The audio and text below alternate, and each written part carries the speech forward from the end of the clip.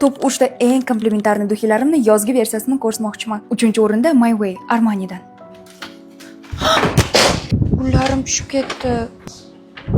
Bu atirning hidi imенно nежный bo'lgani uchun menga juda ham yoqadi. Mana shunaqa chiroyli rozовый flakon chiqdi.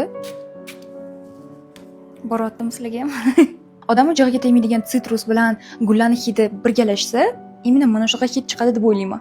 Eng bilinadigan notkalari именно цветы, lekin sitrus aralash цветы. Bu atir hammani yuragimda отдельный joy egallagan. Gucci Flora'ning именно sariq versiyasi. Bu Mitvoyning opachasi ham bormanda, mana eng sevimli atirlarimdan biri. Buni hidi o'tkir gullar bo'lsa, bu vanil aralash sitrus.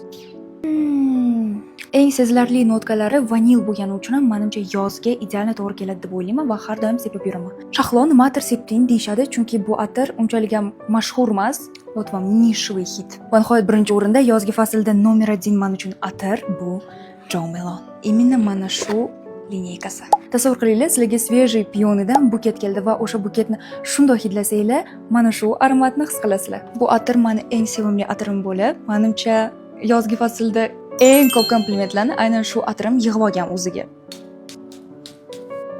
Boryaptimi sizlarga? Menimcha bu atirni лишний раз ta'riflashim shart emas, слишком идеальный аромат. Так что girls, запоминаем. Соответственно, barcha atirlarimni, kosmetikalarni men Toshkent parfyumdan olaman. Agar sizlar ham bu atirlarning hidi qanaqa ekanligiga qiziqqan bo'lsanglar, na Raspiv ham sotiladi. Asosiysi original ekanligiga 100% kafolati bor. Magazinga kelib, hidini ko'rib xarid qilsanglar ham bo'ladi yoki bo'lmasa dostavkaga barcha viloyatlarga mavjud.